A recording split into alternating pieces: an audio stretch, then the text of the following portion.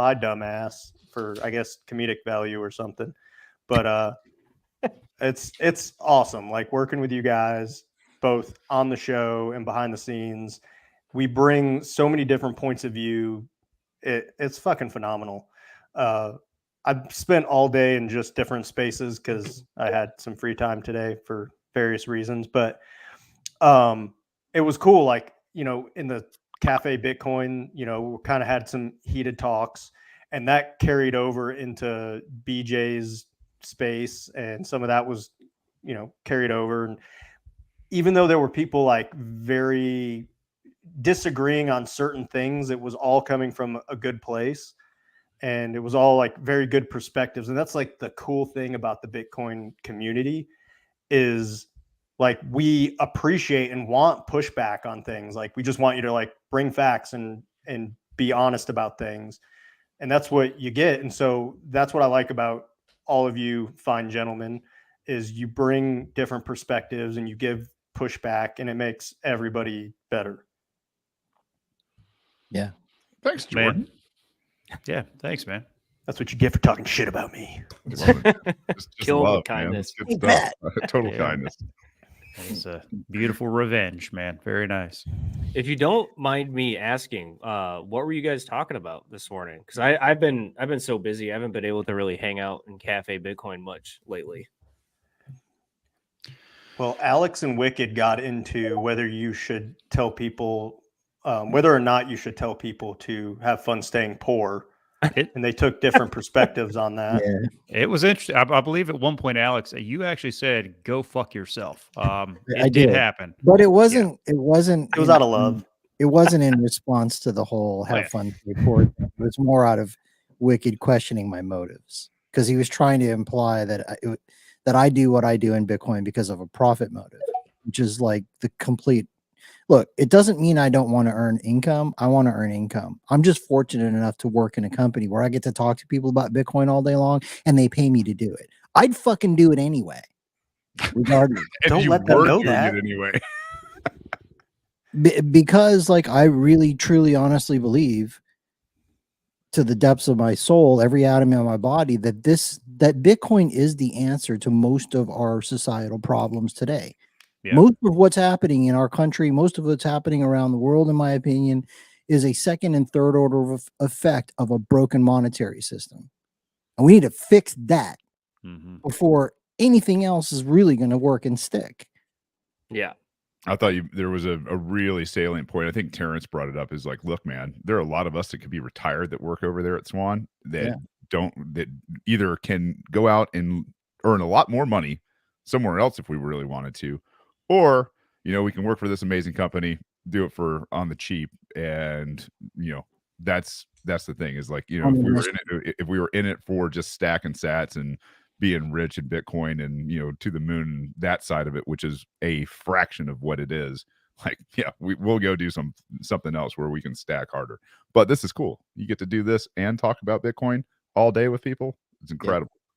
I'm going to tell you guys right now, like, you have to do as much as you can to like protect and like secure Swan's success, because you get to work in the Bitcoin space, whether it's like Swan or like myself working at Great American Mining, and then that opportunity gets lost and then you have to go elsewhere. It taints you, because then if you have to consider going back into the fiat world, like you look at all these jobs and it's just like, no, dude, like I'm going to be selling something I don't believe in. Like, absolutely not. Like, wait, it's just Mike, oof. Do you have a job now? Did I miss something? No, he was talking about his transition from Great American Mining. Oh, yeah. Okay. All right, good. Because I can't be the only unemployed guy here. You're the only trophy husband. I'll take it. Yeah, it was funny because I was in my truck listening to that part of it, and it was you started talk. I was on my way to go visit with a client and go, mine some fiat. And as I was getting out of the truck, Alex, you were talking about that part in the Matrix where the guy wanted to go back in and get plugged back in. He's like, I don't care, man. I know this stake isn't real, but plug me back in. It was like I was turning off my truck to go inside. And it was like I was like stepping back into the matrix to go, just like you were saying, Mike. I was going in there to go back into that world, you know, How and apropos. make the ends meet. And I was like, I feel dirty. Oh, you do. It just like you feel like you're like just taking a dive into sewage, man. It's just ugh. You feel yucky all the way down to your soul. It's gross.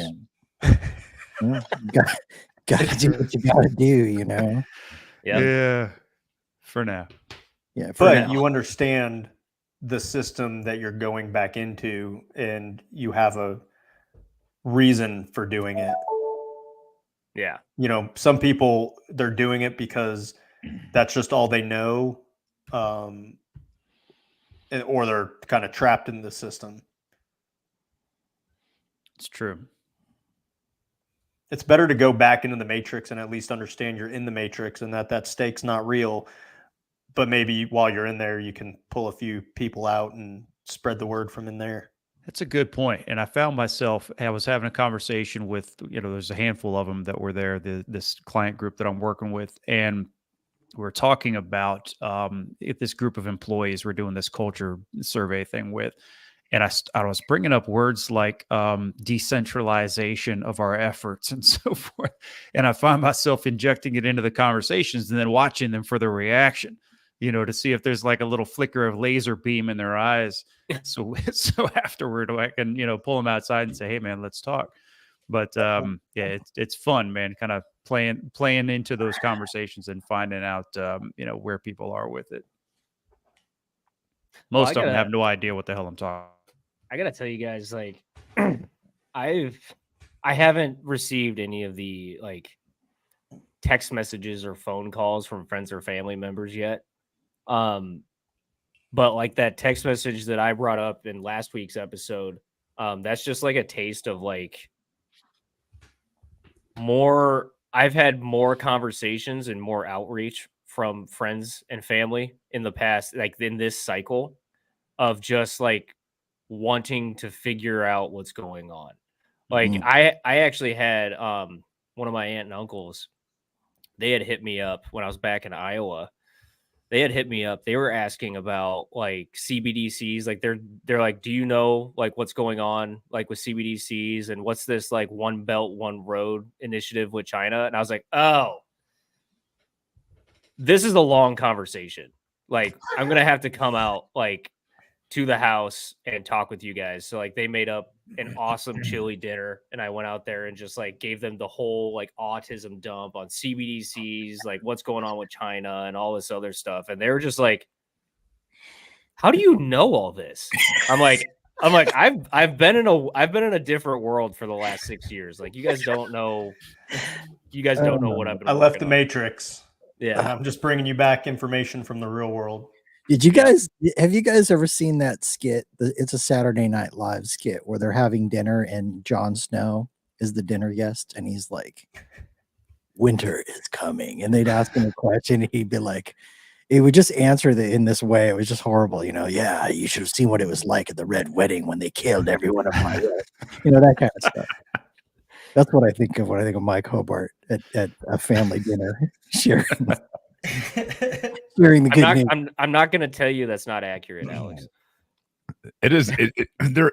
Excuse me. There is an art to that, right? Is like when you're at that company or the family function, and somebody comes up and starts talking to you about this. You're like, "Hey, man, we're at a party. Like, can we do this some other time? Like, because we're gonna pull off some band-aids. It's gonna hurt. I'm gonna show you the ugly underside of like the system that you're participating in. We can go down multiple rabbit holes, none of them which are gonna be fun for you until I hit the like, you know, the bump, the snares at the end and say, but there's Bitcoin, right? Like that is one of the most You know what's hilarious about that? So that displays a tremendous amount of self-discipline and self-control and low time preference. Because most Bitcoiners would be like, all right, Bitcoin. Well, Shane, it's like the conversations we had at BitBlock Boom in the lobby, like down at the bar, right? Like we were, because like those, like you guys weren't with us. We were chatting with some guys, but like Shane and I were just talking about all the issues, like all the societal issues that are happening like now and developing now. And this guy, and like I got down on this I little heard rant. about this. I heard about this. Wasn't Kaz there with you guys? Yeah. Listening? Yeah, and he like I think it was Kaz. Like he It turns to was. me after I go down on a rant, and he's like, Oh, "Dude, that's really depressing." I'm like, "What do you?" I'm like, I understand why you think it's depressing, but it shouldn't be.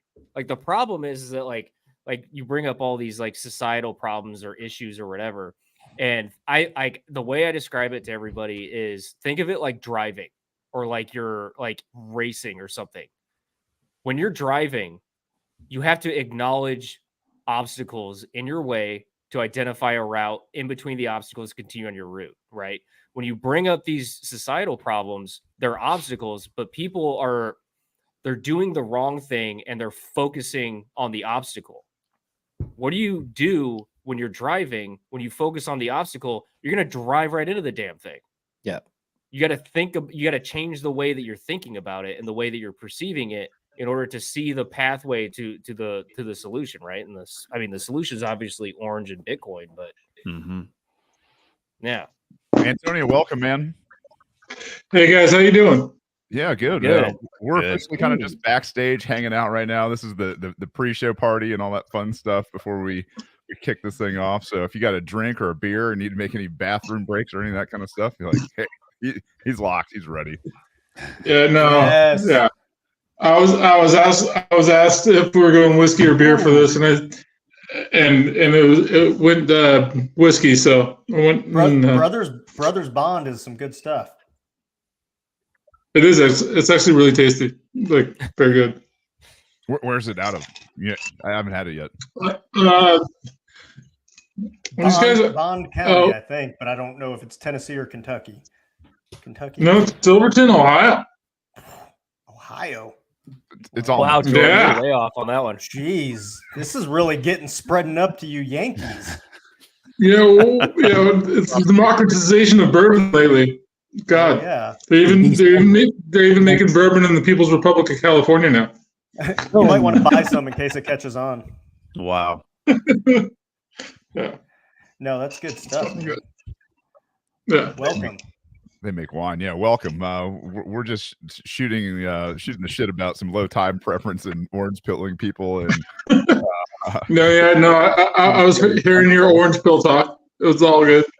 yeah, right on. Yeah. Well, while we wait for Mike to get back, a little backstory on that Brothers Bond. Not to bring the mood down too much, but when we moved out to East Tennessee in 2020 and got a house to kind of move away from the city because there was no like bread on the shelves, we looked at this house and the neighbor called the number. Neighbor across the street came and like had the key and showed it to us. And 73-year-old man became one of my best friends out here, introduced me to Bourbon Night, which I just got back from. I was almost late. So got to meet a great group of guys during that. Unfortunately, about I think a year ago in July, he passed away on a hunting trip in Canada, which is kind of a cool way to go because at least he was doing something that he loved. Also, I know he kind of hates that he died in Canada. Like that's got to kind of eat at him a little bit. But no offense to any of you Canadians. But so the very next Bourbon Night, everyone's coming together and, kind of commemorating him. And I got a bottle of Brothers Bond more for the name than anything else, just because I was like, one of our brothers passed away. We're all meeting together, the rest of the brothers that are still there. So I just thought that was like, I stumbled upon that bottle. And then it ended up being a really good bourbon. And it was just every time I see the bottle now, I think of him and I think of the good times and all the other people that I've met because of him. So I hope that's a little bit of a lighter mood on a otherwise kind of sad story. But that's kind of the thing I like about bourbon is that you end up having these stories either there's a story behind the bourbon and how it came about, but then there's a story about you hanging out with the boys, enjoying it. And you think about some of those good times and it's cool. It's a good thing to bring everyone together. Bitcoin bourbon stories like this. We just lost Antonio. See you later, Antonio. The algorithm was like, you guys come on, talk some shit more. Way to go. Thanks for Do something with your bare hands, Shane. Love it. Well, I mean, maybe while we're waiting for him to come back, maybe we'll have a guest tonight. Maybe we won't, but we should definitely go ahead and roll that intro. What do you guys think? Let's go. Let's do it. Let's do it.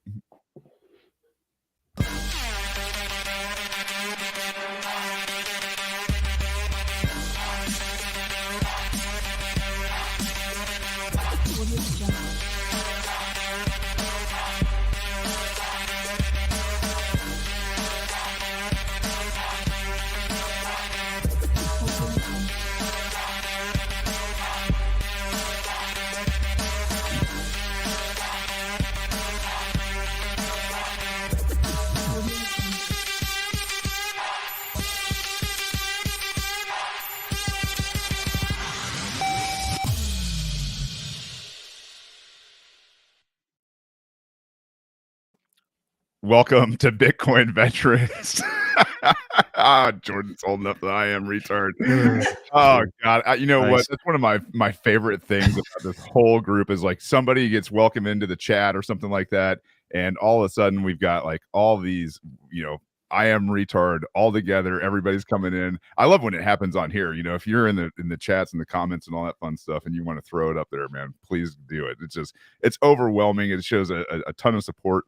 We are Bitcoiners. We are veterans. Thank you guys for being here. It is Wednesday night, 7 p.m. on the East Coast. This is when we regularly do this. The fact that we have all five here, plus our guest Antonio, is something that maybe we're going to have Antonio. I think he's got some Wi-Fi problems over there. There we go.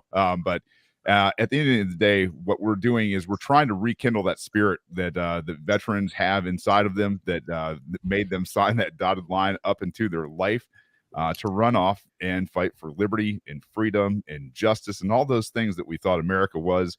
And maybe some other things that maybe if you're not an American vet and you're around the world, you wanted to serve a higher purpose than yourself. You're a selfless type of actor and trying to serve something, much bigger than just you. This is the place for you. And it doesn't matter, if you're a veteran, not a veteran. We just have a veterans group that's doing a whole bunch of stuff. Tonight, our guest might be our guest might be Antonio. He is the chief executive officer and founder of Planned Capacity. He has an extensive background in fleet management and wealth management. He worked for Merrill Lynch and Morgan Stanley for more than 10 years. He was hired by a client to assist in the development of geothermal plants and lithium extraction facility.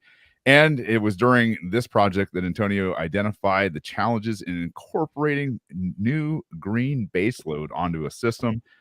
This realization led him to establish Plan C Crypto in April of 2021, which was aimed to combine the proof of work mining with the decarbonization of the grid. And I think he's finally back with us. Hey, Antonio, welcome back. I just did your intro, and we hope you get to stay. There we go. Let's hope this works this time. You're on your phone now? Antonio, can you hear me? Are you there? I don't think Antonio can hear us, man. This might be okay. We'll do it live. We'll talk. We'll do it live. This streaming stuff with 5 different inputs on top of his own. It's pretty taxing on a lot of different home Wi-Fi networks for sure. Is this the first time we've had 6 screens up at once? I think every time we've had a guest, somebody's been out. Antonio, can you hear us now? Yes, I can. Hey, yeah. There we go. Hey, Antonio, thanks for being on, man. I've already sang some of your accolades and introduction here. Welcome to Bitcoin Ventures. We appreciate you taking some time tonight, hanging out with us, and want to better understand where you're coming from and how you got into Bitcoin, and why Plan C, and what are you guys doing? Well, my Bitcoin story is kind of like a long, my orange pill moment is it's kind of a long story. A good friend of mine, I used to work in Wall Street for a long time, and a good friend of mine was bothering me about it for a good considerable amount of time. And then I got into green energy, and I started building geothermal plants out in the Salton Sea. There's a project out in the Salton Sea that one of my clients asked me to come help them out and get built for him. And so through that process, I ran across stranded energy. And then for some odd reason, I was always attracted to the mining aspect of Bitcoin and the aspect of Bitcoin that is the stranded energy aspect of it. I come from the People's Republic of California, and as a result, there was a green mandate there. The weird part about the green mandate is the amount of stranded energy that they refused to build. And stranded energy green assets for that mark. Well, what happened was the state of California decided to export all their kind of carbon. They said, not in our state, perfect latte liberal kind of idea of not in our state, not where we sit. But what we'll do is we'll put all our coal plants and our nat gas plants, instead of building out all the geothermal that we have access to and all the green energy that this state has access to through wave energy or you name it, 1,000 different types of energy, they decided to export all their carbon to southern Utah. And as a result of that, Californians have received, for all their patients, have gotten the highest power bills in the country as a result of the cost of transmission from transmitting that power from Utah, southern Washington, and Oregon to the state of California. And on top of that, they also, as a result of that, has caused themselves all the wildfire damage. And so I was sitting across the table from LADWP trying to build a 75 megawatt plant out in the Salton Sea to be able to dump in on current voltage lines on a real quick run, something that would be much cheaper than running peaker plants out in southern Utah. During that meeting, the person across from me goes, "I don't need your power for 24 hours a day. I need your power for 4." And that whole thought stuck in my craw and stuck in my mind. I was like, what can I do for 20 hours a day? Then pump power into this grid for 4 hours a day. Because a geothermal plant, it's not like a coal plant or a nat gas plant that you could turn off or on. You have to keep it running for 24 hours a day. There's no intermittency allowed with geothermal. And so that whole idea is kind of what led me to Bitcoin mining and accessing all the stranded energy across our grid. For this idea of our modern grid to work with all the intermittent loads that we have, 48% of the grid actually has to be demand response oriented. Well, when we talk about that, you have three ways to do it. One of them is battery. Well, we all know where the lithium and cobalt comes from. Great sources there. Second source is other forms of storage that still have yet to be created. Don't get me wrong, there's a lot of cool technologies out there, just not there. Easiest way to do it is to actually produce more energy and be able to turn it on. That's it. Yep. And as you know, we're all Bitcoiners here, so I don't need to explain the Bitcoin block. Every 10 minutes, the block resets. You put your proof of work in for each block. You get paid for the work that you put in during that time, and you're able to use energy arbitrage the rest of the way. It's one of the reasons why I think people from Texas understand the Bitcoin mining industry more than most. It's because they understand energy arbitrage. They pump oil out at X and they sell it at Y. At the end of the day, I do believe in the greater tenets of Bitcoin, but at the end of the day, this is just an energy arbitrage play. Miners turn off when it's not profitable for them to run the machines. It's that simple. Miners turn back on when it is. So through that process, it was me trying to uncover more greenfield and brownfield projects in the green energy space that got turned off because they were unprofitable, or they had too much curtailment problems with it. and that's a problem going on across the country right now. We find ourselves in North Carolina. We work with small public utilities. We work with Duke indirectly through these public utilities, through the demand response programs. And while in North Carolina with the Fayetteville Economic Development Commission, Fayetteville, North Carolina, as you guys know, is the town that's closest to Fort Liberty, what used to be Fort Bragg. And as a result, much like Southern California, I live in San Diego most of the time. I'm about 50-50 between Fayetteville and San Diego nowadays. The amount of veterans that are out of jobs, that are homeless, just incredible. Here in Southern California, 50%, 60% of the people on the streets are Marine Corps or Navy veterans. And in Fayetteville, North Carolina, the numbers were very similar. Fayetteville's is a wonderful city. It's got a bad reputation to it. But I absolutely love it to death. I mean, when you leave San Diego and go to Vietnam, like, that things are pretty bad in California. Yeah. What I'll say is having spent some time there myself, PwC saw us and my company as a way to kind of get them that bridge, that demand response bridge that they needed. And I look forward to doing more projects in California when California's ready.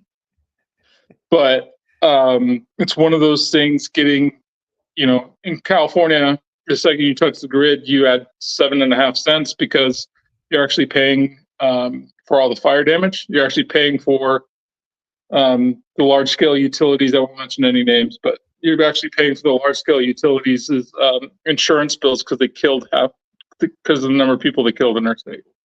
So when you say you automatically get 7.5 cents, you're saying you're automatically at 7.5 cents the second you're in front of the meter.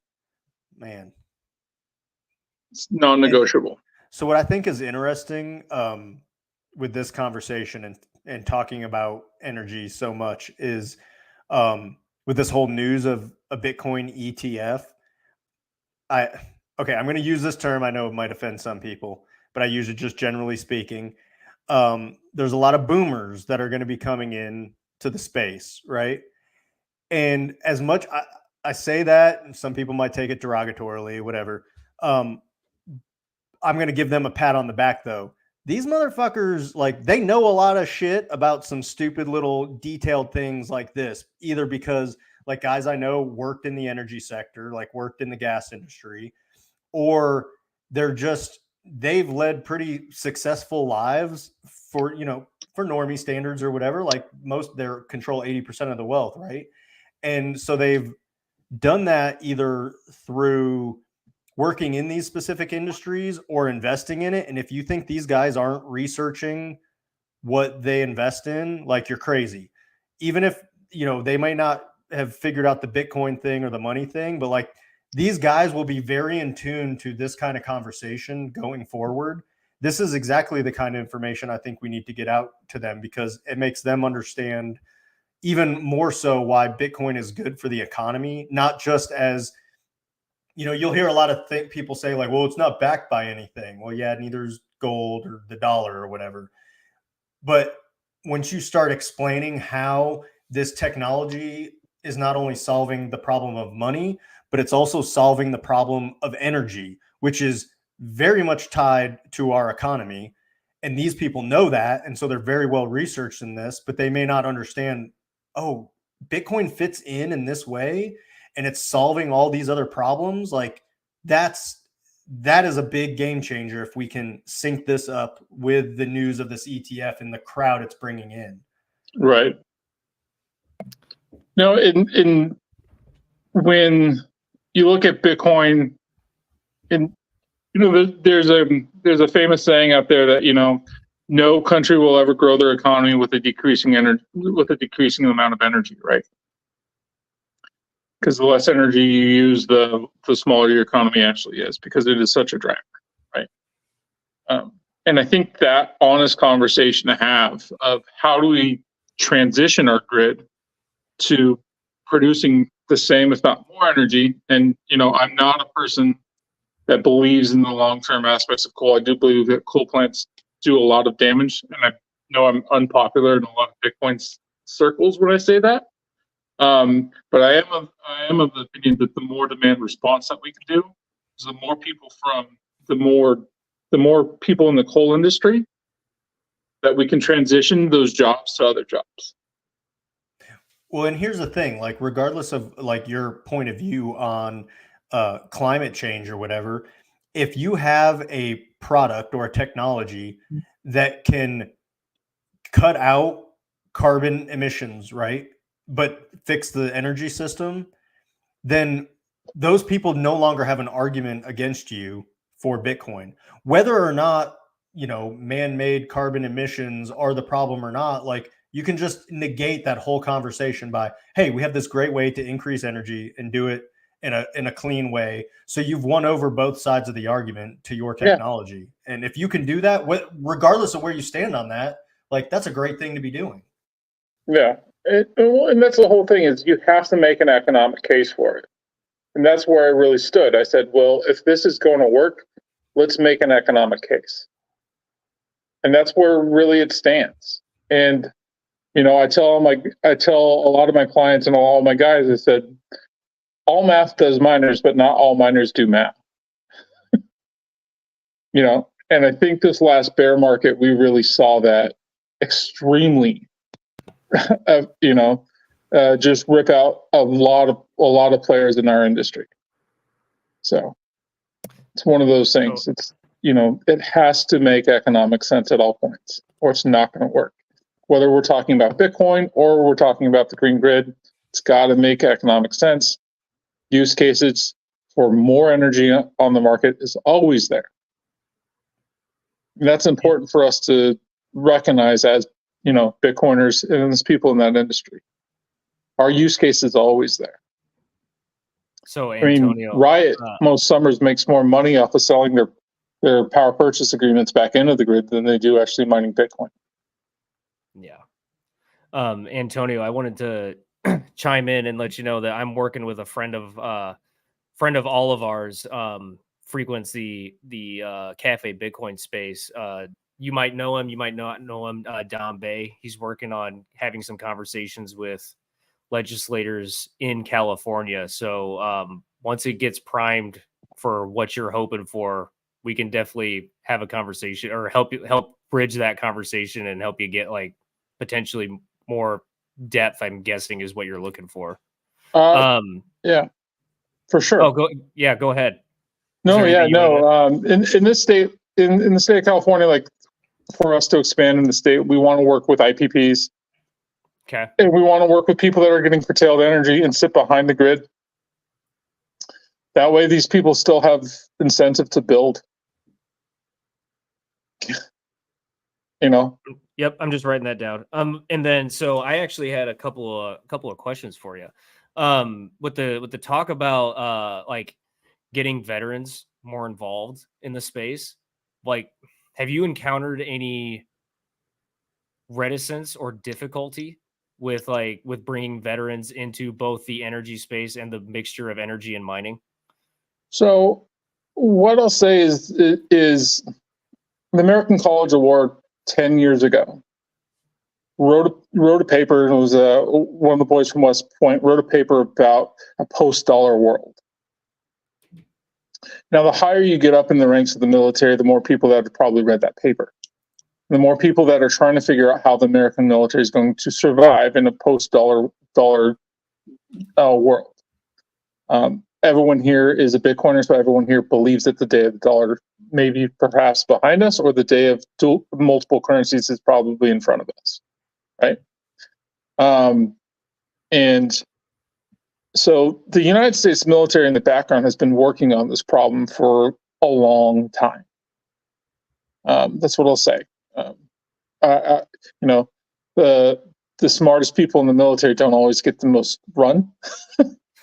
But the number of creative minds in the military have always created the solution that we eventually find. Okay. And so when I talk to veterans and things like that, they really are open to it. I've had less pushback with veterans than other folks. I think, Dan Kessler, who's on the road right now because he's at Fort Cavazos today, and they had 21. I think he told me he had between 21 and 30 applications today for positions at Bitcoin at the Bitcoin plant in Corpus that we're trying to raise jobs for. Nice. Where we have 150 spots available there. And he was talking about, and he talks about a lot about the time in Afghanistan where him and his buddies were sitting there just trading Bitcoin, and that's where he first got introduced to it. He was in a forward operations base somewhere in Afghanistan, and they were sitting there chopping shop about Bitcoin from time to time when they were bored. So, I can definitely say that my time in Kuwait when we were on the flight line and we were bored, which was a decent amount of the time, there was quite a few shops that had at least one individual that was trading Bitcoin. And the one thing I will add too is that funny enough, within the National Guard, the farmers are the one that got Bitcoin more than anybody, because they have to trade like the futures and the options on their crops to hedge it. right. And funny enough, actually, I accidentally did this, but that's a perfect segue into a question I had for you as well with the operations you guys are doing since you're in mining. Are you guys finding yourself either being forced to or considering using like hedging strategies with options, or are you guys just not having to deal with that? We actually do use futures trading strategies. I do have an account with a hash rate hedge. I don't use futures on the CVOE. We actually hedge ourselves based off a hash rate. Nice. That's I really like hearing that. For those that don't understand what that is, there is actually a podcast, I believe it was Peter McCormick with the guys from Luxor, where they talked about using specifically hash rate derivatives as a hedging strategy. So if you guys want to look that up, I recommend it.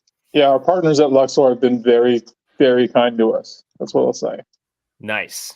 That And makes for me any very small to bullish. mid-sized miner that, Luxor is really kind of opening up their arms to everybody to get in that play, knowing the more people that they could get to play, the bigger their pool will get, and also the deeper their kind of the market for them is.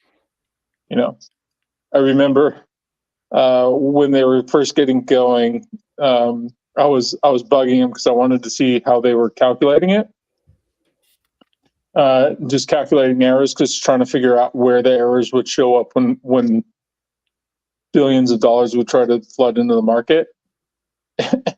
And it was kind of a fun discussion I was having with them on a constant basis on the way they calculate, because it's hash, right? You have to calculate it every second, and the types of averages and floating averages that they were using and stuff like that. So I had a lot of fun with them, working with them on that kind of stuff. It was fun. And they were awesome about just opening up their books. Antonio, can I ask you a question? So, could you walk us through the part of the story where you decided to focus your talent strategy on hiring veterans? What brought you to take that course of action, and how has that come to fruition? Well, when I was looking around outside the state of California, and Electricity's brought us to North Carolina, and I sat down with Rob Patton from Fayetteville's Economic Development Commission. He's a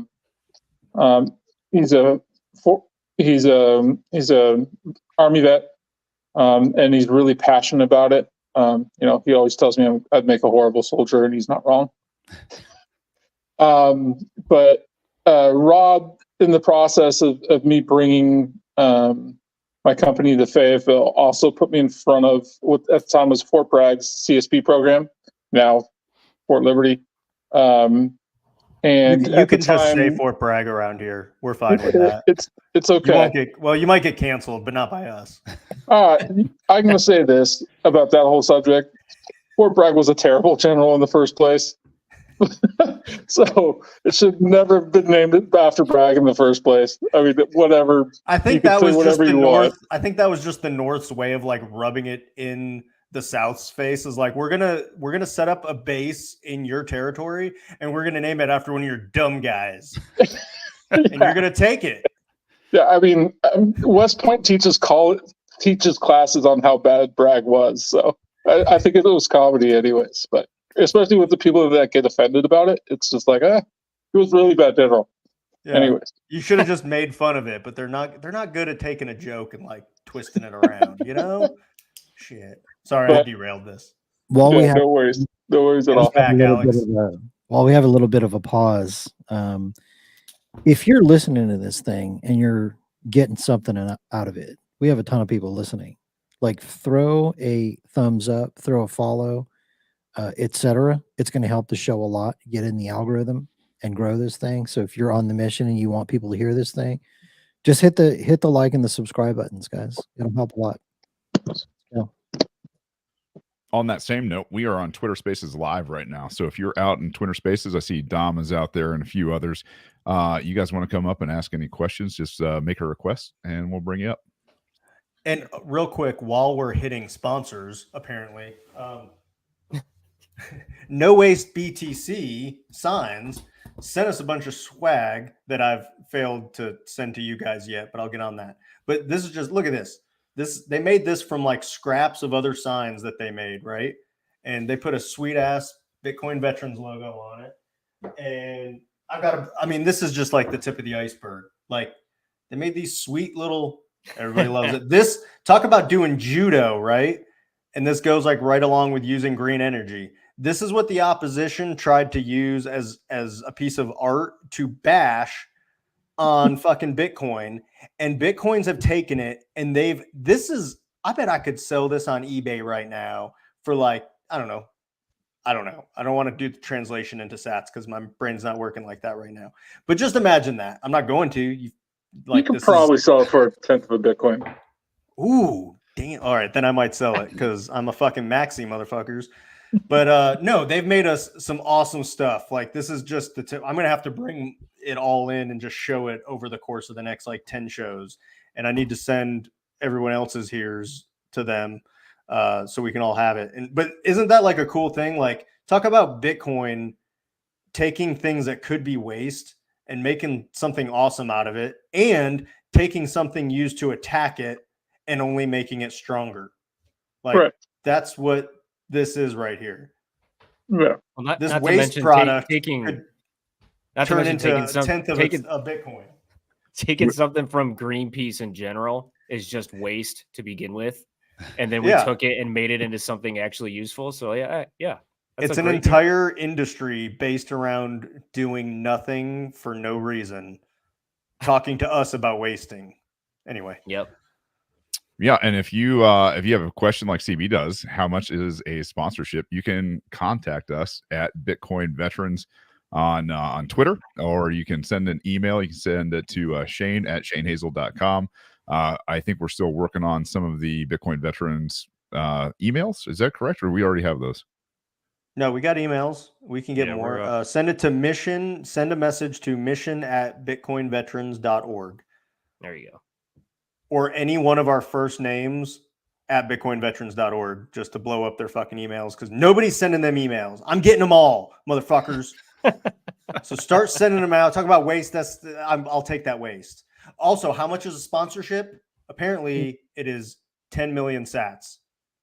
If you send me 10 million sats, I will give you this, and I will talk about whatever stupid thing that you want to talk about, as long as it's Bitcoin or veteran related. There you go. And I will not share it with these other four motherfuckers. I'll share it with you, Antonio. I appreciate it. I'll price it for you. Oh, Apparently, we have been graced by the great Yellow, and he wants to know why Alex is inside of a bird's nest. Also, how? Right. Well, after an extremely long flight across the Sahara Desert in search of water, 510 days with Bitcoin price going completely sideways, I saw this very small cocoon looking thing in the side of a mountain, and I flew my ass right in there, and turns out it looks like this. There's a bush baby nest. And Bitcoin has been on a upward trajectory ever since. Dude, in the last 3.5 hours, past 35,000, it's at 35.4 right now. It's looking good for that hash price, Antonio. Yeah, I know. Earlier, you guys asked why veterans, though, and I kind of want to, go back to that just for a sec. Why veterans specifically? Number one, veterans, and you guys know this more than anybody else. Veterans believe in a project way beyond themselves. They understand the greater good of a project, and when you get a veteran involved in your team, you get someone that's fully bought in from day one. So when you get veterans bought into Bitcoin, you truly get people that are bought in from day one. I have a really cheesy line that I say in newspaper articles when people ask me about it. I said, "Look, man, if someone could fix a radio in the field, they could fix a miner at a facility." Like, that's for damn sure, because it's actually not that difficult. No, and that's so yeah. I wish Dan was on today because he could talk about a little bit more about the MOSs, because I'm not as familiar with that, but I'm sure Dan will jump on with you guys one of these days, so you guys give him a pretty bad time. Yeah, and that's all good, man. Yeah, and there's over 600 different MOSs throughout all of the branches. Probably more now that we have the Space Force. So they probably have machine ray gun operator, or I don't know, like robot repair guy, or whatever the hell they do in space. But I want the ray gun guy, please. Yeah. By the way, do let Dan know that we do want to get him on here, because my understanding is he was involved in setting this all up, and he in fact missed muster, which is a complete fuck up if you're prior military. So yeah, we about that. Yeah, no, he was already on target on getting more veterans jobs today. So I can't give him too much. And currently he is actually in transit listening to us because he's sending me text messages right now. Nice. He's in transit listening to us on his way to Corpus Christi from Cavazos. So good. Hopefully he feels sufficiently guilty now. So that's the way we do it around here. Yeah. Now, you mentioned the CSP program, Antonio, and for those that aren't familiar with that acronym, that's an Army program, career skills program, which is essentially it's an internship that soldiers can participate in with an employer who's registered in the program while they're still on active duty, so they still get the DoD paycheck and benefits and all that. And you said that you had started out by participating in that, Antonio? Yes, we did. And I will say from two aspects. Number one, from an employer aspect, it's a wonderful aspect because you get to bring someone on board and see if they fit in your team. Just from an employer standpoint, if any miners are out there and want to and need some advice or want to talk to us about it, we'd love to get involved with more. But secondly, it is taking someone and helping them transition from the military to private life. And that's awesome. Yeah.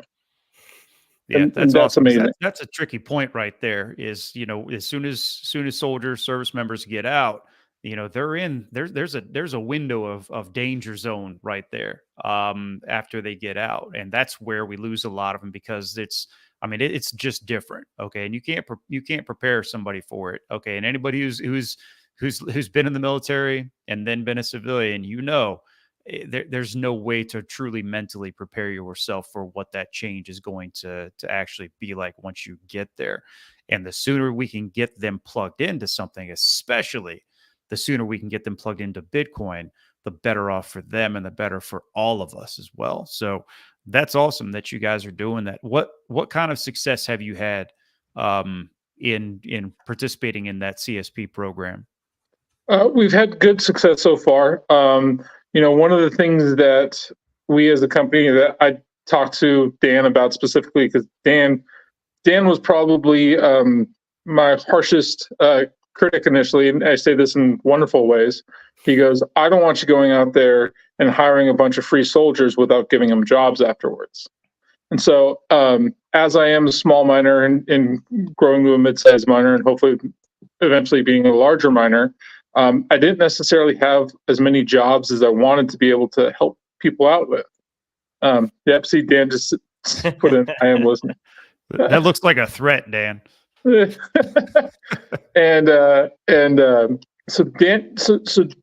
Dan was very adamant with me about me not bringing on more CSPs than we could provide jobs. Right. And that's what kind of started our outreach. We had conversations with several large miners about it. We currently are partnered with Saber 56 on staffing their facilities with as many veterans as possible. And through this process, we're able to bring on more and more veterans through the process. We're bringing on another class of CSP folks here in Fayetteville here in the next couple weeks, hopefully. And we've already placed about 19 soldiers across the country, and we're probably going to be placing. The guys are out there. We have 150 jobs to fill in Corpus Christi right now. We'd love to be extremely veteran based. We're going to have 15 positions in Wilson, North Carolina coming up here. We're going to have another 3 full-time positions in Fayetteville. We're going to have another, and that's just here in the next 120 days. What we have past that is much greater. So it's one of those things where we're really starting to hit our stride as a team on it. And I'm really lucky to run into the situation at Bragg Liberty, that we did. Hey, Antonio, what's for everybody who's listening, there's probably some guys out there in this audience that may be looking for something like this. Where can they inundate you with resumes and get in contact? We have all our jobs listed at plannedcapacity.com. All we ask is for the folks that apply to have an open mind and be willing to learn. We'll teach the rest. Soldiers know the end goal. They know a mission. They know how to work in a team, and most importantly, they know how to work with something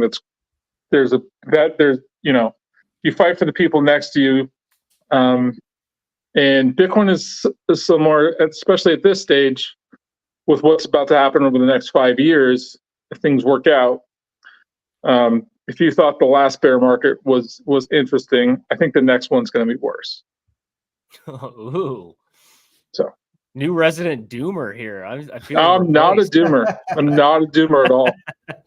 What I'll say is, for Bitcoin to work, at some point in time, we're going to be facing the biggest dog on the street, and it's, So Antonio, there's one thing I wanted to chime in, and like you're stating that you guys are, like, just by saying we'll train you, we'll teach you, we'll do the rest. I hope you guys understand how valuable and how important that is for the job market right now, because like the job market right now is the exact opposite. Everybody is looking for the perfect individual that is hitting all of the exact bullet points, went to the right schools, like all this stuff. It's just like, no, like, we want your work ethic. We'll give you the information and the know-how, and then it's just off to the races at that point. Yeah. And I say this openly, from a pure rent or pure economic standpoint, Bitcoin mines don't work in large cities on average. There's exceptions to the rule always, but Bitcoin mines are out there. We're looking for the best economic advantage, whether it's rent, whether it's power, and stuff like that. So as a result, we're working constantly with people that are underrepresented in the tech industry.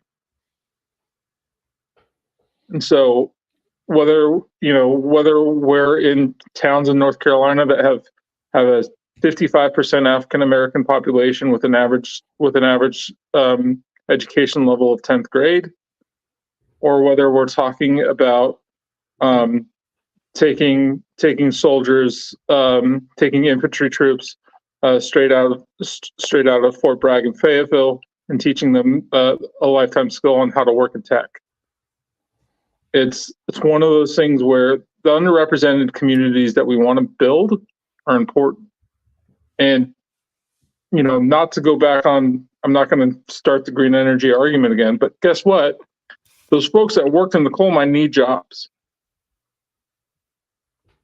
But they still work, they need jobs.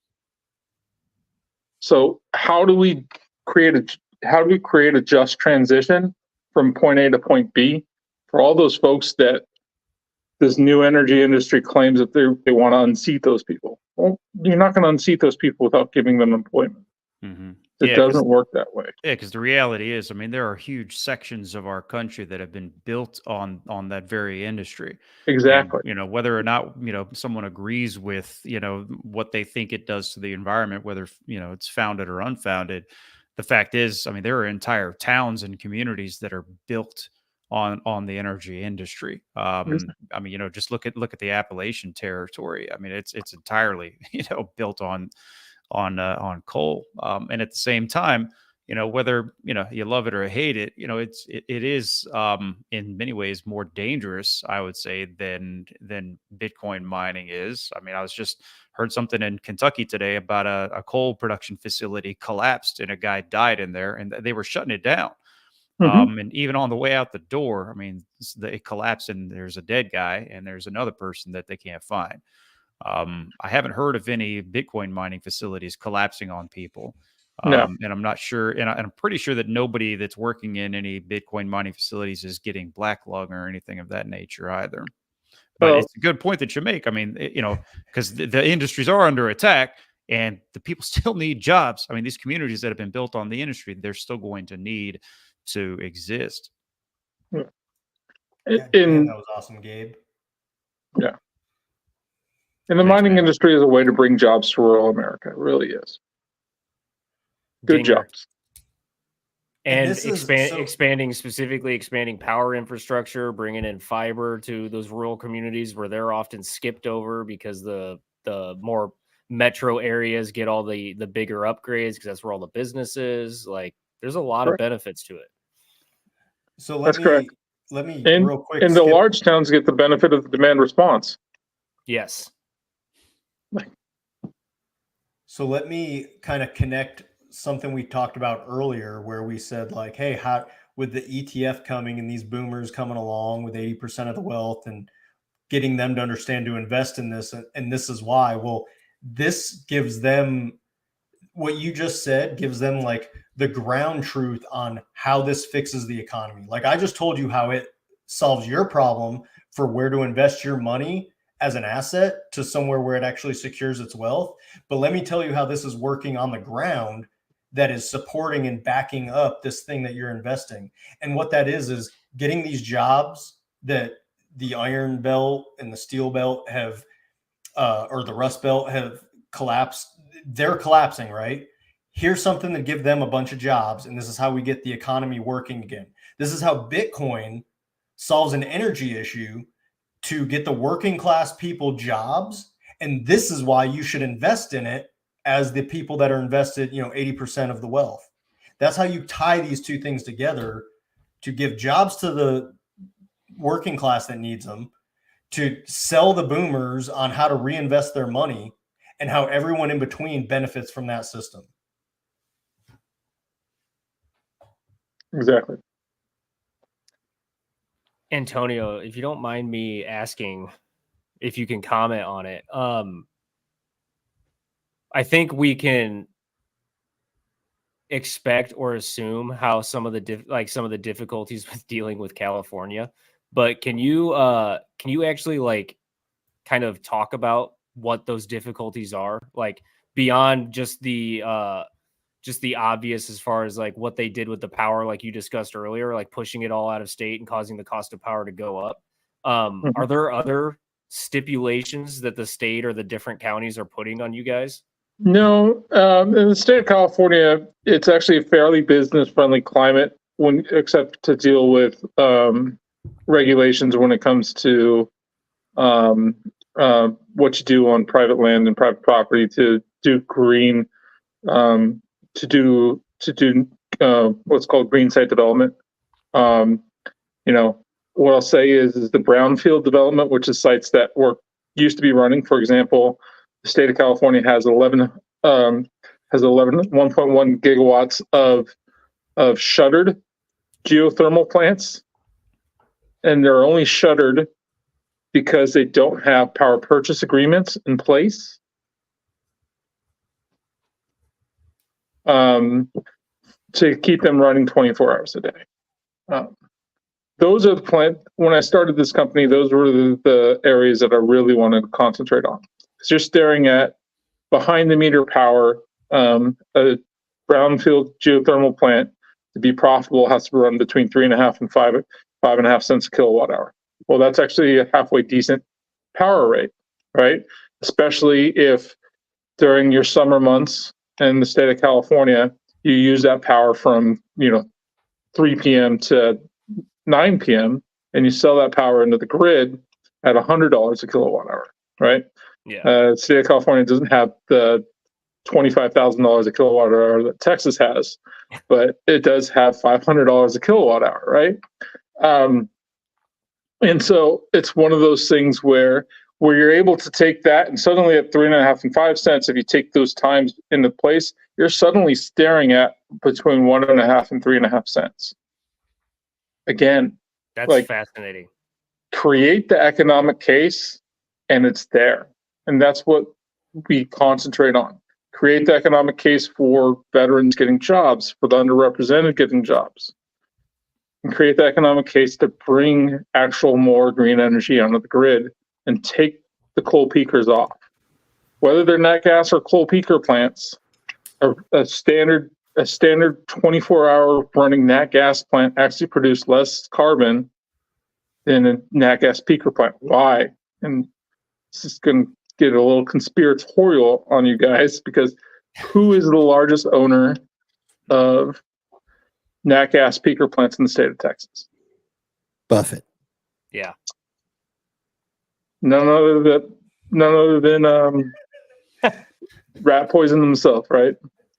So when we talk, because nat gas peaker plants aren't maintained as well as nat gas plants that are run 24 hours a day. Yeah, that's interesting. I've actually never heard that explanation, but that makes a lot of sense. Yeah. So, when we talk about that kind of stuff, I want peaker plants off the grid. It's that simple. We can get as many peaker plants off the grid through Bitcoin mining as possible.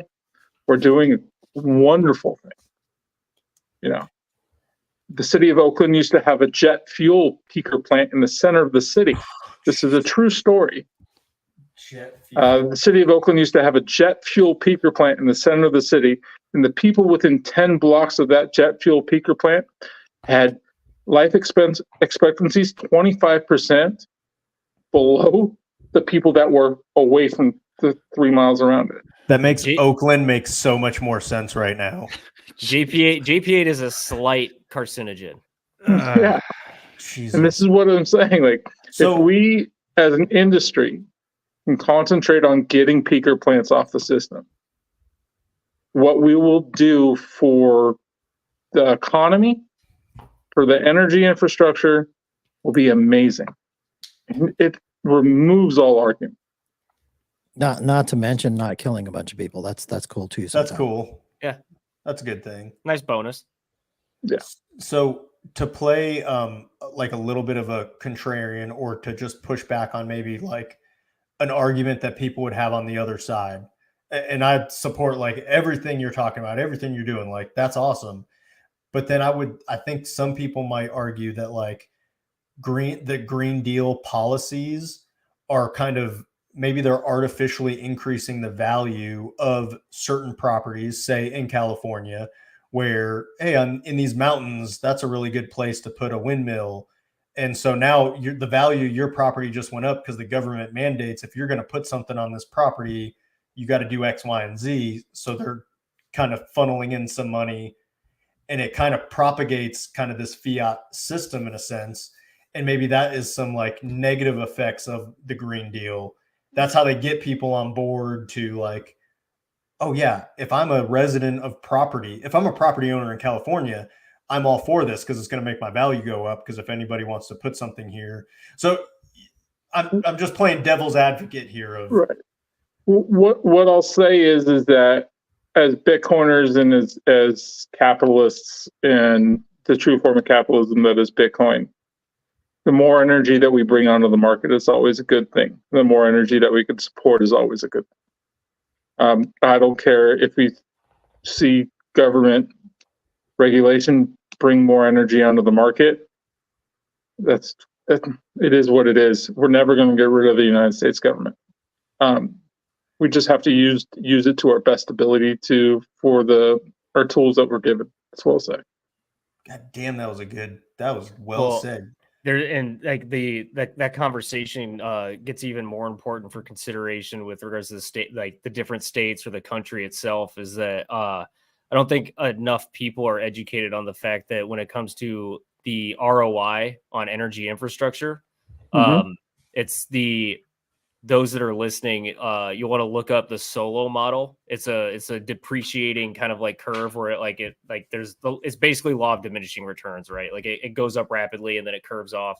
And with energy, if you're not consistently growing and expanding your energy generation, that ROI will cross the break-even point to the point where you're losing money because you're constantly having to maintain infrastructure and material that is no longer as efficient as the new stuff that you could be putting on. So you constantly have to build on top of it. Like if you don't keep expanding energy infrastructure and energy generation, you literally cross the break-even point, and then you wither away and die essentially because you're just spending more and more money to maintain dilapidated, old, out-of-date, inefficient equipment. And it's just like, that's why America needs miners and miners need veterans. Right. One of the commenters just mentioned Texas and Wyoming. Actually, the two places that were hiring for Saber 56 and have hired for Saber 56 are actually in Texas and Wyoming. So I agree, Mr. Thoreau. Texas and Wyoming are wonderful places to build more infrastructure. So, hell yeah. Jethro is what he goes by. It's a little play on words there, but yeah, Jethro's an extremely bright guy out there in the Bitcoin space and is doing some pretty good things. I read it that way too. Jethro. Jethro. So, and I saw that Dan and looked like you got a couple guys that are down at the American Bank Center. I'm guessing that's tomorrow between 9 and 2. So if anybody's over in Corpus Christi area and want to go talk to them, head on over. So now the CSP program is, that's Army specific. And, I can't blame you for obviously, going after the most highly skilled, unarguably best branch of the military first. But let's go, Gabe. I love it when you talk about the Navy like that. They always say, send in the Army. Well, we can all agree it's definitely not the Air Force. No. We have that in common. Hey, I have an Air Force vet on my team. I'm warning you. He will find you, my friend. I feel fine. I don't feel threatened at all. He's going to roll up with his chair. I'll be good. Is he a pilot? A-10 pilot? Literally roll up because the chair has wheels on it. Yeah. Oh, but it only drone 20 minutes ago. In the Army, if you're lucky enough to get a chair, you have to unfold and set up 200 of them. And then chairs? Yeah, they're for everybody else. You know those like piece of shit stools that the Marines get? Yeah, they're busted chairs. You dig it into your hasty formation. That's the chair. Yeah. See, Marines didn't understand it was a chair. They were like, if I turn this thing, I can dig a hole. big hole. I love it when they give me digging tools. Oh, Christ. Oh, that's right. So, yeah, the branches. Anyway, we all know which one is superior. So, you started with the Army with the CSP program. I mean, of course, there are other branches out there. You know, and I'm sure that some members of them could provide some value in some way or another, maybe to Bitcoin. But what plans do you have for going after the other branches, for going after veterans from other branches of the military? Well, what I'll say is, kind of as jokes, is setting up Bitcoin mines near military bases is kind of fun because there's always good bars and interesting places to watch dancers, right? That being said, You're not talking about ballet, are you? The rich culture. you know, You want the rich culture. It's Fayetteville's salsa a dancing, hell of a guys. town. Come That's what I'll on. say. They call it ballet in Canada. Yeah. Is it ballet in Canada? There you go. Yeah. But besides the fun of setting up Bitcoin mines next to military bases, you know, we're open to all branches. You know, Air Force has a hell of an IT department. I'd love to hire more folks from the Air Force to help run our IT team. You know, the Army's IT department is not that bad. You know, Navy's wonderful specialties there. I think that's the Army's new recruiting slogan. It's join the Army. It's not that bad. Yeah, It could be worse. yeah. One of the You could things be a that Marine. Dan Kessler unfortunately got me involved in was mandatory fun day. Yep. So I That's started the thing. watching him nonstop, and he's comedy. So, Good Lord. but working with all the branches, I'm not opposed to it all. You know, I live in San Diego, so I'm not opposed to working with the Navy or the Marines either. So, what I'm hearing is the Army is superior in all aspects when it comes to Bitcoin mining. I will say working with the folks at Fort Bragg has been a pleasure, but I'm not going to deny the other branches. I just want to say what I feel like what Antonio just did was he very politically agreed with me. yes, nice. that's exactly what I heard. I also heard him kind of say that like the Army Corps of Engineers are going to be way more useful in obtaining the Earth's natural resources to turn them into energy, is what I heard through all of that. Yeah. But my hearing might be going. I don't know. I hear ringing a lot. It's very creative. The CBs are good at building engines on chips, but you know, Army Corps That's of pretty Engineers really likes to do terrain development. That's what I'll That's say. well Terrain said. manipulation. Okay. Yeah. That's well said. All right, we'll take the land. You take the water. We're cool. Fuck the air. You guys are weird. Space Force, you're not even an honorable mention. They're behind the Coast Guard, for God's sakes. Oh, fuck, I forgot about the Coast Guard. Those idiots. It's easy to do. There's still a thing. I've offended no one in our chat group, actually. Don't think they're listening. I don't know a Coast Guard. Don't think they're listening. By the way, we do have a chat group. For those of you who are listening to this thing, this isn't just for veterans, not just U.S. veterans, international veterans. It also, anybody who's basically placed themselves in the gap, like you consider yourself someone who, you know, you've signed up to potentially give your life for your other fellow human beings. That's first responders, that's police, that's firefighters, EMTs, etc. Anybody who will put themselves in harm's way for the rest of mankind. You're all also welcome. And there are plenty of people who, for whatever reason, just want to get the kind of view and perspective of guys who've been in the military. Why? Because We're of awesome. those experiences. And there's a lot of, I'll just say there's a lot of young guys out We're there. humble. Yes. And there's a lot of young guys out there who maybe don't have very good mentors. Maybe they don't have very good role models. And maybe they're looking for that a little bit. And they're welcome here as well. So just we run a group on Signal. that will continue to grow and we'll add more. Jordan's like, horrible OPSEC. Why did you say that? Just Look at his eyes. message me, man. We'll talk later. Be Yeah, just cool. message Bitcoin veterans on Twitter or Operation Libertas. Dude, they already know. Like, Yeah, because you already spilled the bean the last time I was on.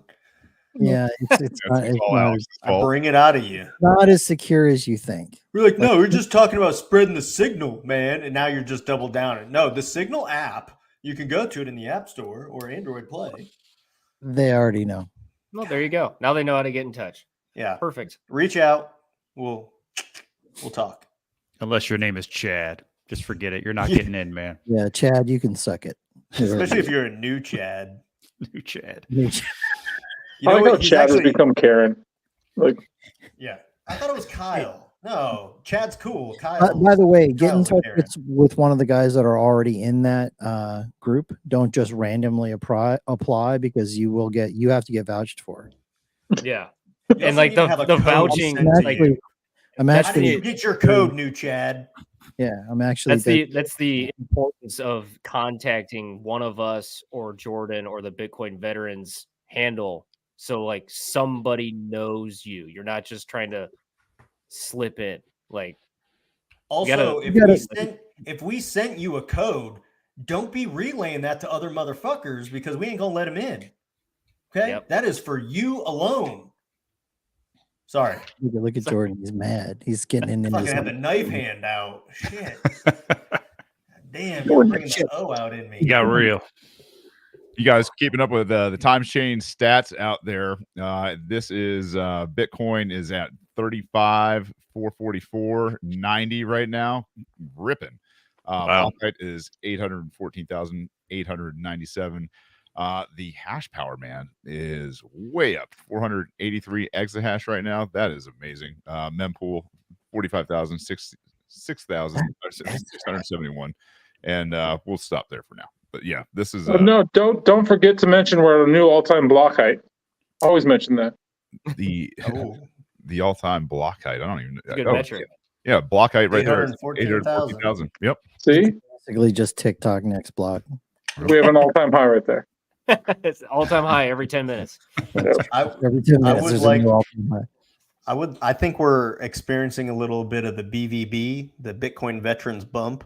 I feel like it's just been, but I would like somebody to go out and look from when we started in like June, July, or something. I don't know, 19 weeks ago, whatever that is. What was the price when we started and where is it now? 25. Coincidence? No, not at all. Not man. at all. Got it all out of the system there. Actually, I think it's all us, to be frankly. Yeah, it is. Maybe we need to do more than one show a week. I see If no we want the evidence price to to go go up, we need to do more shows. That's what it was. I was on all those spaces all day today, just pumping Bitcoin veterans, and people were like, "What?" We started out the show at, I saw the number up here, it was the highest. I don't want to say it out loud because then it won't. We had tens and tens of likes. I'm not going to say the number out loud, but it was higher than I've ever seen it during a live show, and that's cool. Look at that. It's probably because Alex. Hey, you don't want to didn't brag follow too him. much, man. Yes, there it is. That's what I'm talking about. That was what Alex was going for with his background. Into You the thought he sky. lived in a bird's nest. He was actually at. I have a question for you though, for the group. Who has spent time in Fayetteville? 1, 2, 2. What's your guys' favorite bar? Oh, dude, this is gonna be a deep dive because I found the bar that veterans did not know about. Not a So- ballet bar, man. Not a ballet bar. It may not exist anymore. It was just north of downtown, latitude 32. I know Do you know- Latitude is in Haymont. Yeah. Yeah. So like no other fucking vets went there. It was like right down the road from this house I was renting, right when I became single after getting a divorce, because that's what you do when you're in Vietnam. And it was the best place ever. I mean, it was just like pew, pew, pew, because you were the only one there. Like, do you know what it's like to go to a town like that? And also to be of like my disposition where I was not acting like I was in the military at all. Like chicks would be like, what do you do? And I would tell them, I'm a petroleum transfer engineer. It's my responsibility to move petrol products from large underground containers to small mobile containers for personal conveyance. And they would just be like, I don't know what you said, but it sounds really smart. That's called spook mode, is what that is. Until I had one chick that was like, so you pump gas? And I was like, Bulk fuel, baby. marry me. Marry me. You're so smart. You figured out my code. That was funny. So that was my favorite bar. I feel like that's a deep dive. I didn't frequent on a very few occasions. I frequented some of the, established bars, but so few that I don't know any other names because I avoided that shit like it was the fucking plague because it was. All right. How So I about was you, a- Shane? It was probably, I don't know, late 2002 when I was there. I'm sure whatever it is has changed hands anyway. We're probably hammered by the time we got there. Like I wasn't, like, who knows? They drove me there as a Lance Corporal, and that was about the extent of my time in Vietnam. Okay, so Antonio, now a question for you, because you're here without the other guy. Yeah. I knows who he is at this moment. And our He tradition, who has no name. Daniel. our tradition on this Daniel show, will jump on with you guys in a week or two, I imagine. So we know we've been ribbing him intentionally, so he will. Right on. So the tradition is that we generally ask for some funny or ridiculous or incredibly painful story from their time in the military. Now, I'm going to say that you probably have some funny or ridiculous or incredibly painful stories from your time in the mining industry. Do you have any you want to share?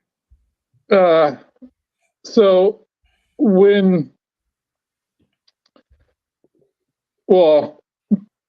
Dan Kessler probably has the greatest, funniest, painful military stories of all time because he jumped out of several planes and not all of them were successful. So I'm not gonna, before Dan jumps on, I'm gonna let him tell those stories because they're pretty amazing. I actually spit out my beer one day listening to him tell me that story.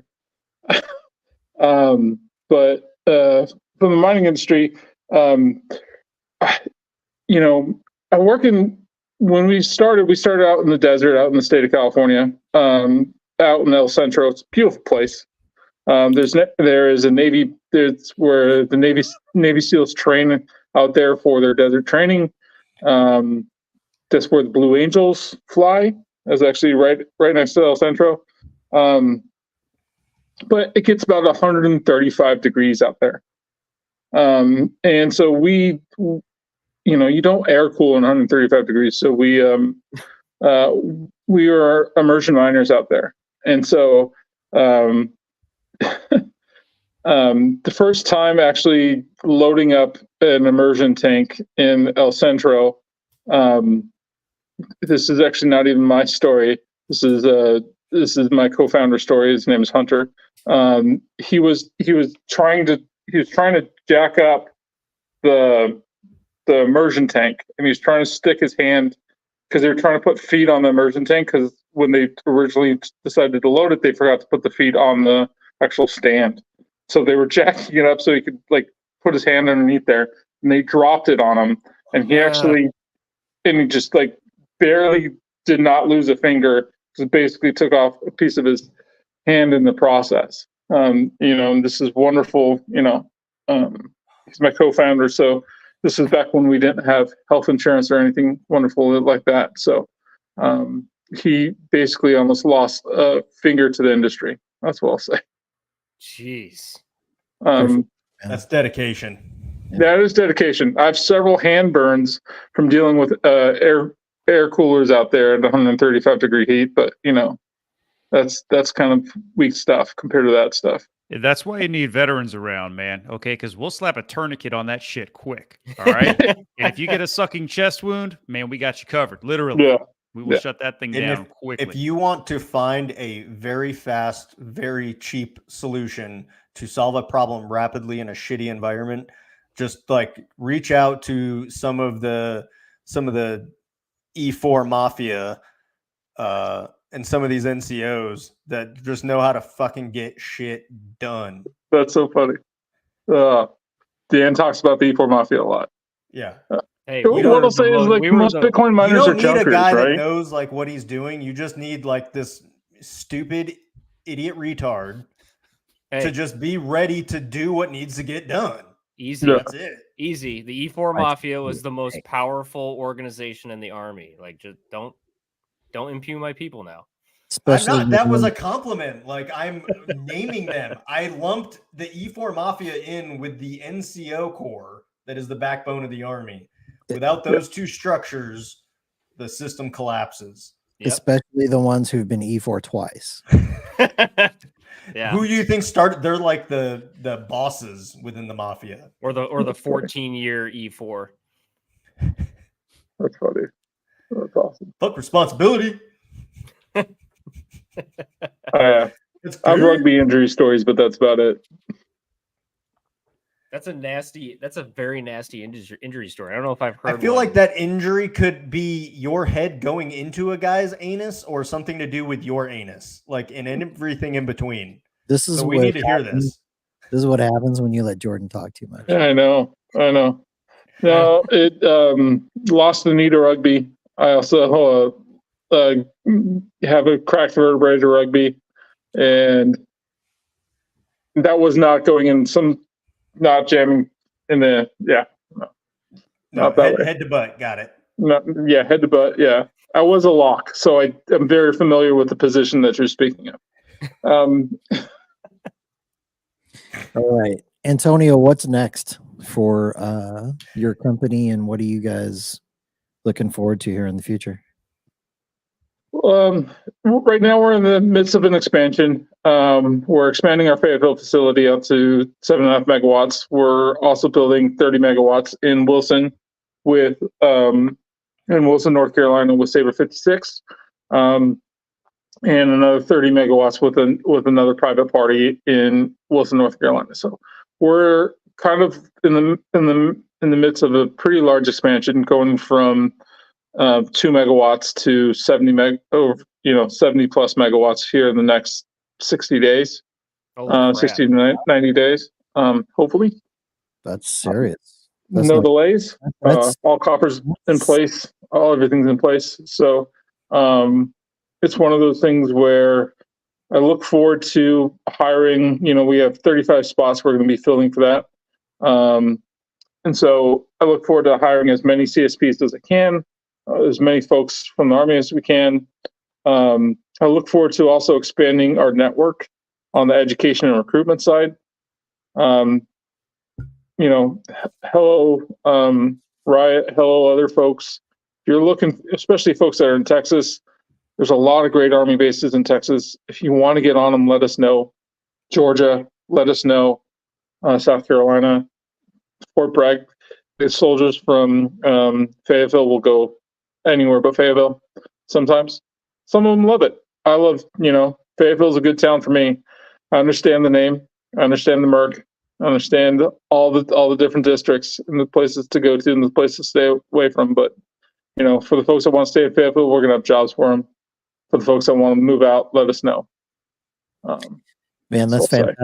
I want to say that I've had officers of various different public mining companies on our show during the day, and 70 megawatts is a lot. That is a no joke situation. So congratulations, man. That must be very exciting for you. For comparison, Antonio, I don't want you to talk about numbers as far as what that's costing or anything, but for comparison, you guys, for oil and gas to do a megawatt's worth of deployment, it's about $2 million. That's big stuff that these guys are dealing with. It's very impressive to go from 2 to 70 megawatts. That's pretty cool. You have to find the right partners. Yeah. And you have to get kicked in the face until you do. and anybody that doesn't think no matter how much regulation and shit that is put down, that the free market isn't still working, you can slap whatever label you want on how the government operates, whether it's capitalist or socialist or communist or whatever. The free market exists in all of those. It's just how much do we allow it to work? And like, look at this between Wyoming and California and North Carolina, how how a company is just making things work in different places because motherfuckers, that's just what you do. You're the guy on the ground that has to make it work. Yeah. That's it. It's great. Like, it's fucking awesome what you guys are doing. Yeah. And I can't wait to hear stories from people that we've linked up with you and how they're just out there living kind of their dream job, doing something they believe in. Hell yeah, you're making it happen, man. Because this is I've been involved in veteran employment programs for a little bit now, and the companies that are doing the best in any industry they have dedicated veteran talent programs, and they're out there intentionally hiring service members that are on their way out, and they have programs to hire people that have already been out for a while, and they have programs to retain them. And I mean, that's something that I've been looking at within Bitcoin since I've been involved in it, and it's not really happening as much as it needs to. And so you're ahead of the game right now, and that's going to position you for greater success as you move forward into the future. So, I mean, great job, man. Great foresight, and you're leading the freaking way, and that's awesome. And I commend you, man. And I'm going to tell everybody that I can about you, and I hope that things continue to go well for you. And let us know as you continue to go what we can do to support you. And yeah, just keep going. And I do have another question as far as people that are listening, people that are going to watch this, that that they want to move into, let's say they're already out, they've been a veteran for a little while, and they want to join your company or a similar one if other ones decide to get on board, when they decide to get on board. But what can people start to do to I guess prepare themselves to transition into your organization? And I know that you provide a lot of training, but it's going to get more competitive. More talent is going to continue to flow into the Bitcoin space. So what can people do to prepare themselves, to make themselves I guess stand out as a candidate to come and join your team? Our candidates, what we really look for is a can-do attitude versus a can't-do attitude more than anything. And people that understand what a nonce is, and understand kind of a day-to-day from each point of understanding why hash is failing, understanding heat systems on computers, heat systems on chips, the importance of keeping a cleanly workplace. Like, I can't tell you, and this is another reason why you talk about soldiers being ideal candidates. I can't tell you how nice it is to have a soldier come in and just basically just clean the place from point A to point B, because from a computer standpoint, the cleaner the workplace is, the better the chips run, the more efficient they run, and the less latent heat that you have in the system. Do you know why military guys do that? Really mean drill sergeants, from what I've understood.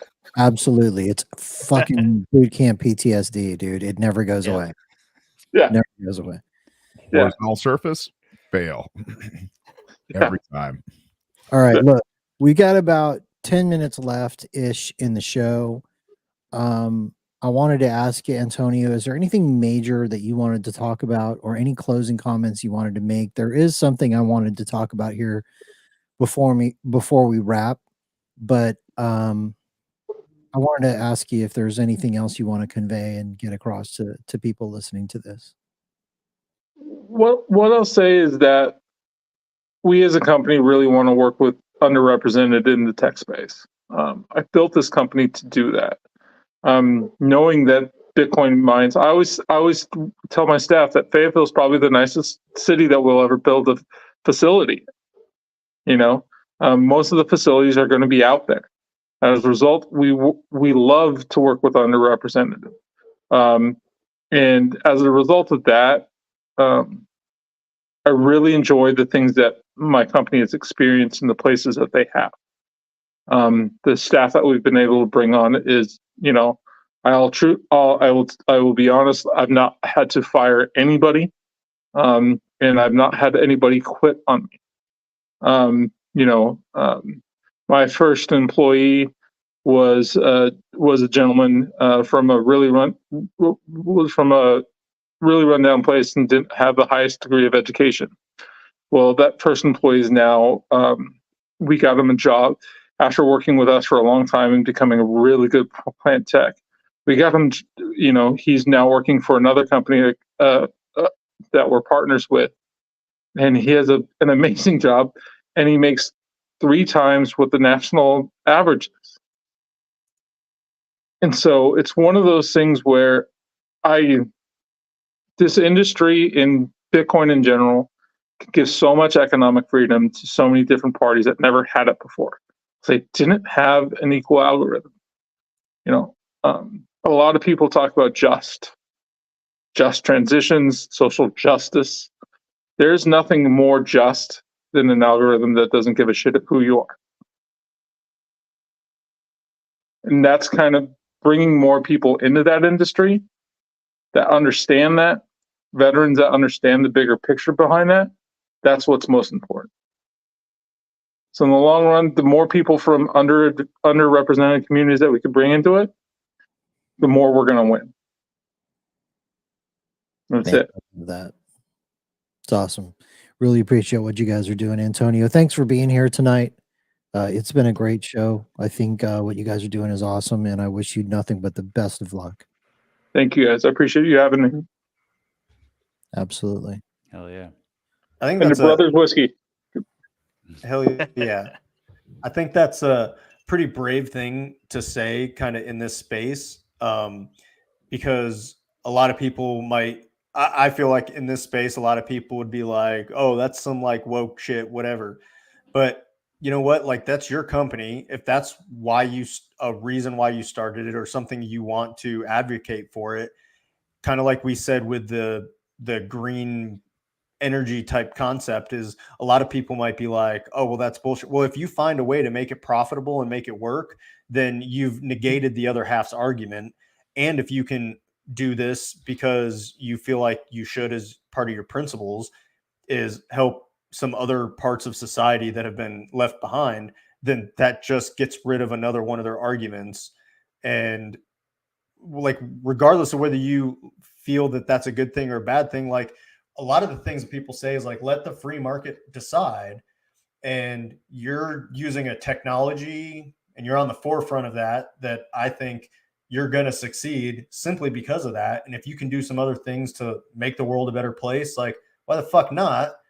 If that's what you believe, and that's the free market working itself out and being successful. And what accomplishes that in the end of the day, it's Bitcoin. What you And got, if I could Alex? stop one soldier from getting a 25% auto loan, I'm doing a decent job. Yes. Yeah. God damn, that will fix the economy right there. These guys need strong male mentors to help them pull their heads out of their asses. I speak from experience. They don't need that Dodge Charger, and don't marry that stripper. She doesn't Or love that you, man. Harley. Yeah, all of the above. You guys are saying Fayetteville stories all around me right now. That's every Army, I'm sure Navy, every installation right outside that gate we've just described. Or on base if you're overseas. Mm-hmm. All right. Again, Antonio, thanks for being here. There's something that I wanted to dig into real quick before we wrap the show. Obviously, these guys, if they want to make some closing comments, we'll go there. But a couple weeks ago, 2.5 weeks ago, 4 of us gathered at Shane's place up in Georgia. And we did the Brave mission, the Brave experience.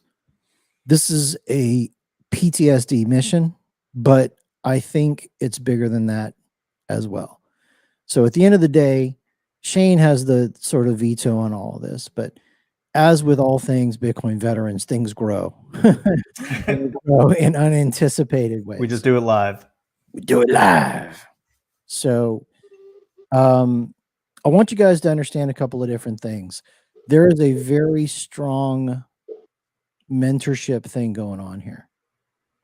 And for those of you who are already, look, if you consider yourself to be a fairly strong male, or you consider yourself to be a male who's like, I want to get around guys who are strong and I want to get stronger, this is a thing you should seriously consider. And I'm going to start out with this.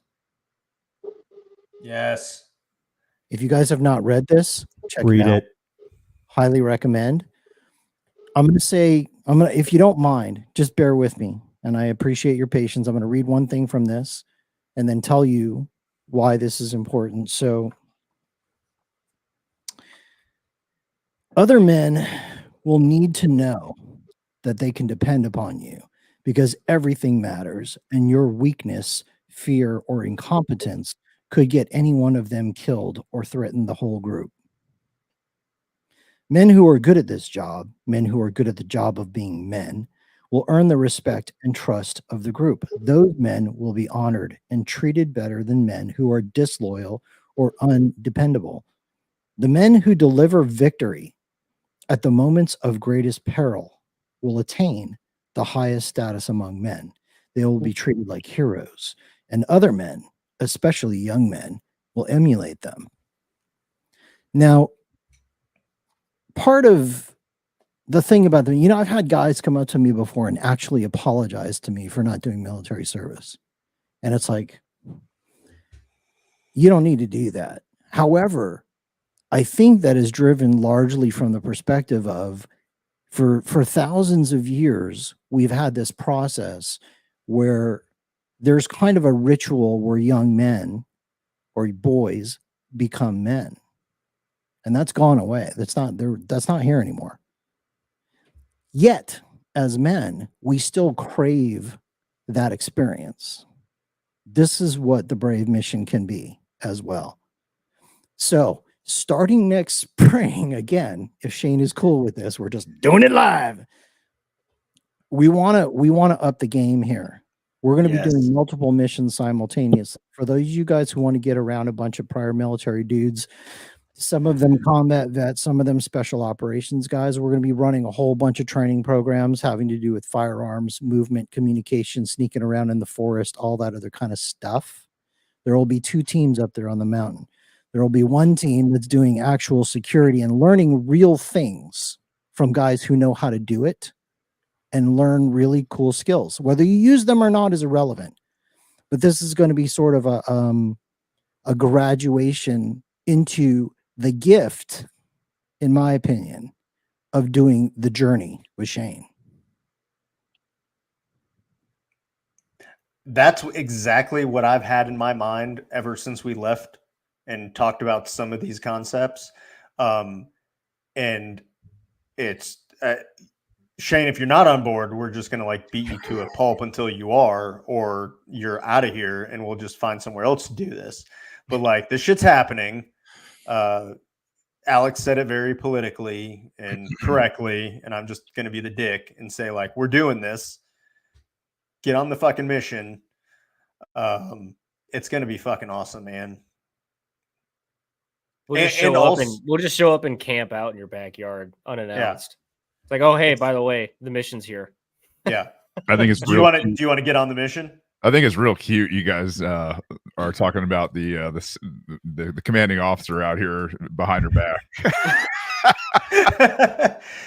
No, hey, she doesn't listen, does she? I appreciate the fine words. I guess I will say, yeah, the Brave mission is obviously expanding. It was always one of those missions that was going to be a seeding mission, not just here in North Georgia, but somewhere where we can push this thing. This graduation, this entering into adulthood as a man or woman, if they're going to do the same thing on that side, we'll let those guys expand that, or girls expand that.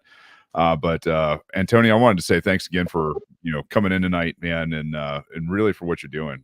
There's obviously not only a need for a better grid, there's a need for just a better way to create electricity and bring jobs to veterans, and to have that foresight and that understanding that these guys are going to show up most of them are going to show up on time. Most of them are going to show up ready to work and get it done, and really capitalizing on that and kind of just showing people, with that can-do attitude, what you're capable of. Hats off to you guys, man, for everything that you're doing for this crowd and really for the Bitcoin community and the human species that doesn't actually even realize it yet. So I really appreciate it. I've been a little bit under the weather, guys, so I'm not going to say a whole lot more, but Mike, Jordan, Alex, Gabe, always good having you guys and taking this time and learning so much, especially about some of the areas that maybe I'm not so adept in, right? Like Mike is great at this kind of stuff, and appreciate you guys really pulling the weight tonight. Real solid effort, and again, thanks, Antonio. Dan, I look forward to hearing your Toad Jumper just epic tale. Poor guy, man. Like that's insane. So more to come next week. Don't forget we got Preston Pish out here on Veterans as well. So tune in. Don't miss that one. Thank you very much for having me on, and hopefully I'll send Dan next time so you guys can quiz him, and I won't get ahead of his most painful story because it's really good. Dan, you better deliver because he's upselling this story, man. If it's a flop, man, we're gonna burn you publicly. I'm expecting the best story ever. Thanks for being here, Antonio. All right. Thank you, guys. Thanks, everybody out there in Twitter land, YouTube, Facebook, and the rest of it. Don't shit coin. We love you. And we'll see you guys next week. Peace. Thank you.